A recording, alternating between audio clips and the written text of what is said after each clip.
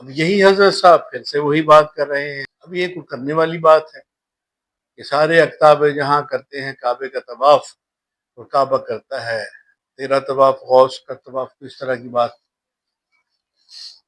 اب ایسی جو باتیں ہیں نا، خیالی باتیں ہیں، تصوراتی باتیں ہیں، اور زیادہ خوش عقیدگی میں اور محبت میں، وارفتگی میں یہ اس طرح کی باتیں جوش خطابت میں کر جانا، اگر آپ کا ایمان بھی ساتھ لے جائے تو پھر آپ کہاں جائیں گے؟ اکیلا اقطاب جہاں نہیں خانہ کعبے کا طواف کرتے. خانہ کعبے کا طواف جو ہے وہ سرکار دو عالم صلی اللہ علیہ وسلم نے فرمایا ہے. سرکار دو عالم صلی اللہ علیہ وسلم نے جو نماز میں رخ اپنا چہرہ انور جو بیت المقدس سے ہٹا کر جو مسجد قبلتین ہے جس میں وہ کعبے کی طرف رخ کیا. ان اول بیت وضع للناس للذی ببکۃ مبارکا وہدی للعالمین فیہ آیات بینات ومقام ابراہیم ومن دخلہ کان آمنا. اب یہ اس طرح کی بات کس طرح سے ہو سکتی؟ اگر اس کو آپ فزیکلی تو یہ ممکن نہیں ہے کہ زمین کا وہ حصہ اٹھے گا تو یہ ویسی غیر عقل بات ہے، عقل کے خلاف ہے. اور پھر اگر وہ عقل کے خلاف ہے کہ اس کا جو خانہ کعبے کی جو عمارت ہے جس پر غلاف چڑھایا جاتا ہے، ہم تو یہاں غلاف کی زیارت کر کے غلاف کو پکڑ کے اس کا طواف کر کے اس کو ہاتھ لگا کے حجر اسود کا بوسہ لے کر مقام ابراہیم پر نفل پڑھ کے اور اس جگہ پر جا کر اس کو اتنی ہمارے لیے یہ باعث سعادت بات ہے، ہمارے لیے اتنی اعزاز کی بات ہے. ہم دعائیں وہاں مانگتے ہیں، اللہ رب العالمین کی اس کا گھر مانتے ہیں، اللہ کا گھر مانتے ہیں، اللہ کا گھر مانتے ہیں. اللہ نے خود فرمائی ان اول بیت وضع للناس، لوگوں کے لیے جس کو بنایا گیا وہ اول پہلا اللہ کا گھر ہے. الذی ببکۃ مبارکا وہدی للعالمین، وہ ہدایت ہے جہانوں کے لیے. اب آپ اس کو خوش عقیدگی میں، جوش خطابت میں، جوش جذبات میں آ کر اور خانہ کعبے کو اب کس طرح اس کی پہلے تو نوعیت آپ واضح کریں. آپ کس نے دیکھا، کیسے دیکھا، خواب میں دیکھا، سچ میں دیکھا خانہ کعبے کو؟ اب خانہ کعبہ پورے کا پورا اٹھ کے وہاں چلا گیا، ان کے گھر کے چوکھٹ پہ چلا گیا ہے. کیسی باتیں کرتے ہیں آپ یہ؟ اور کرنے والے آپ ہیں کون؟ کون ہیں آپ؟ آپ کی کیا حیثیت ہے؟ آپ کی کیا حیثیت ہے دین میں؟ آپ ہوتے کون ہیں جو ساری امت کا، سارے انبیاء کا ان اول بیت وضع للناس، پہلا گھر اللہ جو لوگوں کے لیے بنایا گیا ہے، مکہ کی وادی مبارک ہے، وہ ہدایت ہے جہانوں کے لیے، آیتیں ہیں، نشانیاں ہیں اس میں اللہ کی، مقام ابراہیم ہے. کیا ہے اس طرح کی باتیں کرتے ہیں؟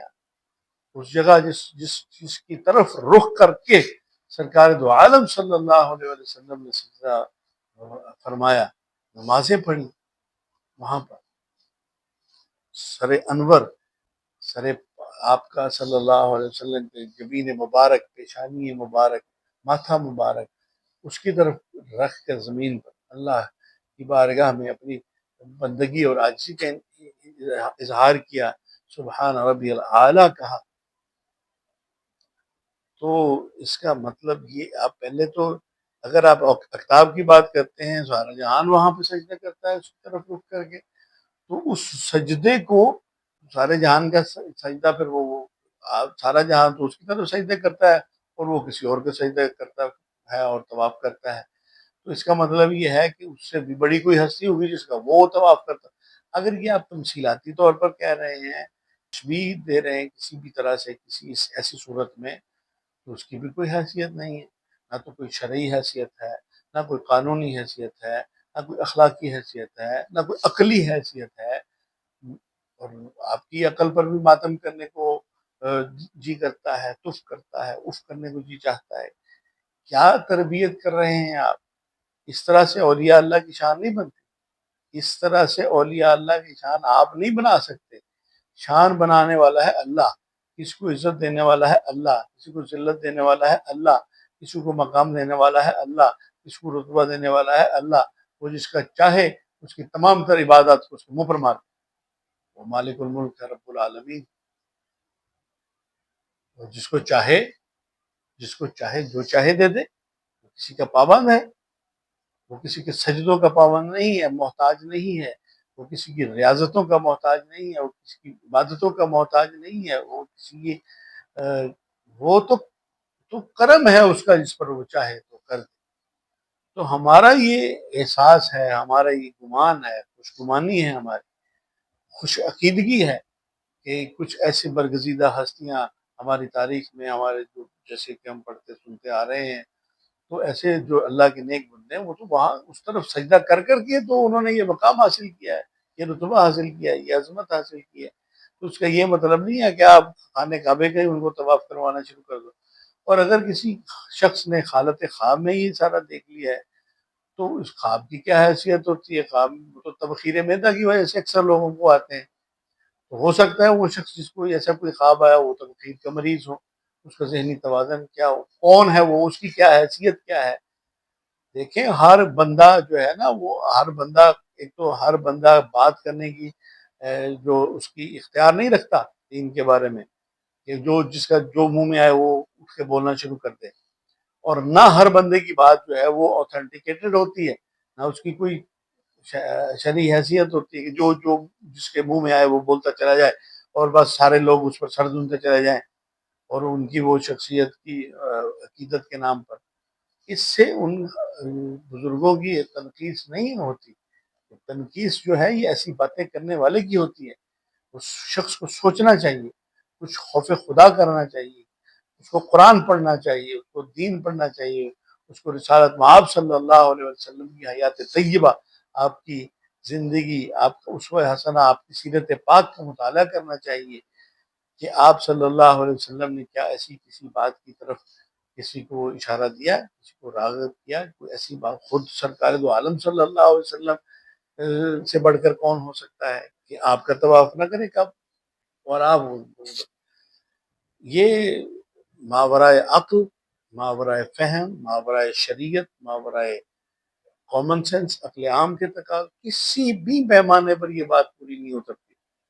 کسی بھی لحاظ سے اس کی جب آپ کریٹیکل اپریسیشن کرتے ہیں تو ایسی باتیں اس شخص کی ذہنی، اب اگر اسی ذہن کا کوئی شخص ایسی باتیں سنتا ہے تو وہ سر دھنتا ہے، اس سے وہ واہ واہ بلے بلے، وہ ہو کر اور زیادہ ان کے اندر جوش پیدا ہو جاتا ہے، وہ اور زیادہ بڑھ بڑھ کر باتیں کرتے ہیں، جس سے شریعت کے جو شعار ہیں، دین کے، قرآن کے، سنت کے، پیغمبر اسلام صلی اللہ علیہ وآلہ وسلم، ختمی مرتبت صلی اللہ علیہ وسلم، کبھی ادب و احترام آپ بھول جاتے ہیں، آپ کو ہوش ہی نہیں رہتا آپ کہہ کیا رہے ہیں، آپ کس منہ سے، کس حیثیت سے ایسی باتیں کر رہے ہیں۔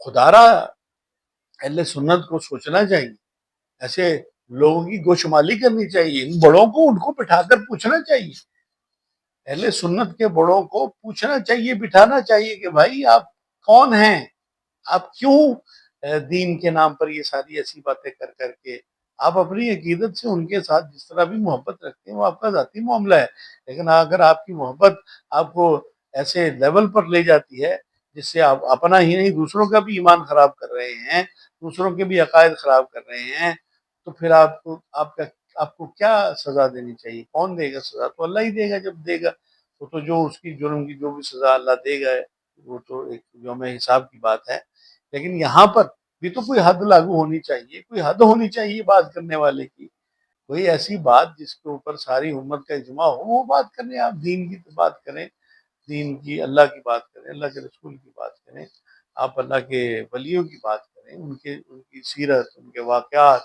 کس طرح انہوں نے دین کی خاطر قربانیاں دی، دین کی خاطر اپنی زندگی صرف کی، ہر وقت وہ ذکر الہی میں مصروف رہے، مشغول رہے، عبادات میں مصروف رہے، مجاہدے کرتے رہے، ریاضتیں کرتے رہے، تو اس کا یہ مطلب ہے کہ خانہ کعبہ ان کا طواف کرنے لگ جائے گا؟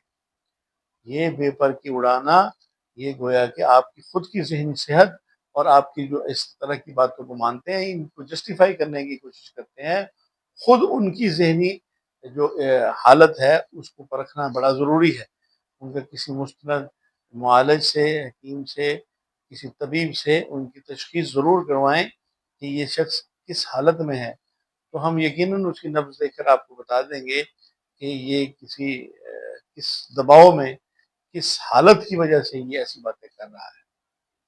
خدا کے لیے قرآن کا دامن پکڑ لیجئے، قرآن کا دامن پکڑ لیجئے، سنت کے ساتھ محبت کیجئے. قرآن اور سنت ہی معیار ہے حق کا اور باطل کو پہچاننے کا. خدا کے لیے قرآن و سنت کی طرف آ جائے.